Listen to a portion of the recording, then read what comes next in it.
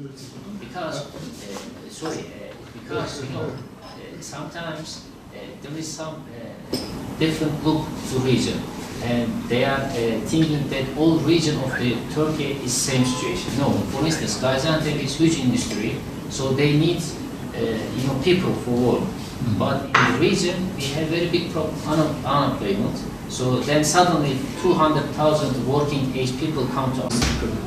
So now I switch to English? Yes, you can continue. Okay, so I switch to English. Je suis très heureux de revoir cette occasion mon ami monsieur le député. Donc je suis également heureux de vous présenter la délégation. Donc monsieur Serge Snerache, qui est le directeur de l'Agence française de développement pour la Turquie. In your region. So we are happy to be here today and to start this cooperation with you and with the help of Mr. Philippe. Thank you very much. We are very happy to have you here in Şanlıurfa, and also thank you for the support that you have done before.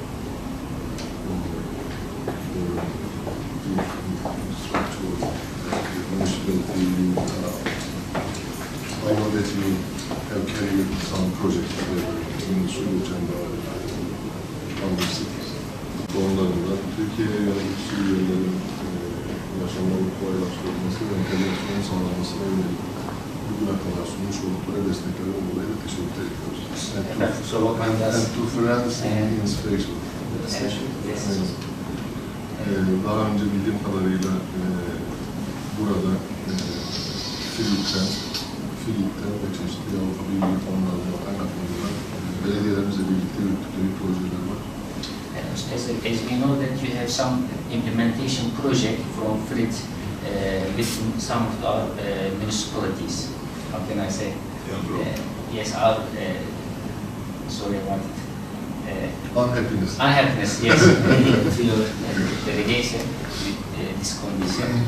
4 milyon üzerinde 2011'den itibaren Türkiye'de Suriyeli kardeşlerimiz Türkiye'de yaşıyor. Over 4 million Syrian people now living in Turkey, all around Turkey.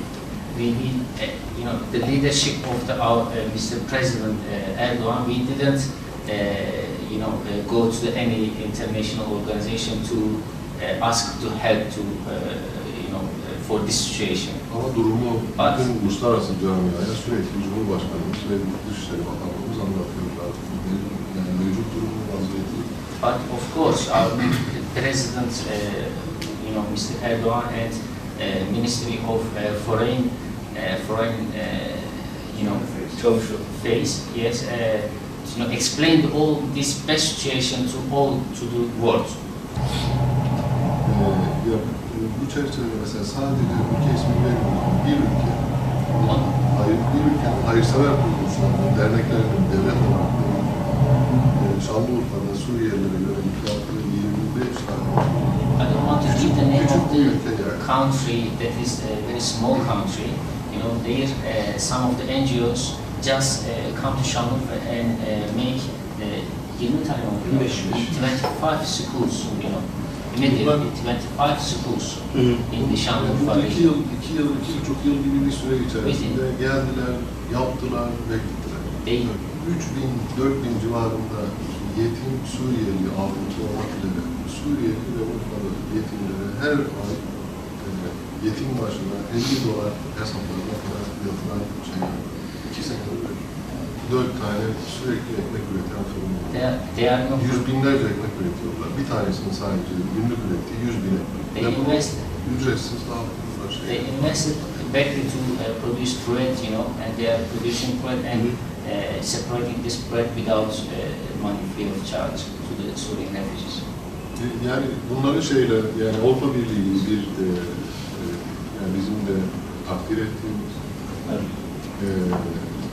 ve birçok ölçüt itibariyle de bizim de uygulamak istediğimiz bir kurumdan daha fazla yardım etmiş olması bizi üzüyor tabii ki. Siyasi şeyine ben girmek istemiyorum ama yakın zamanda hemen Urfa'ya yakın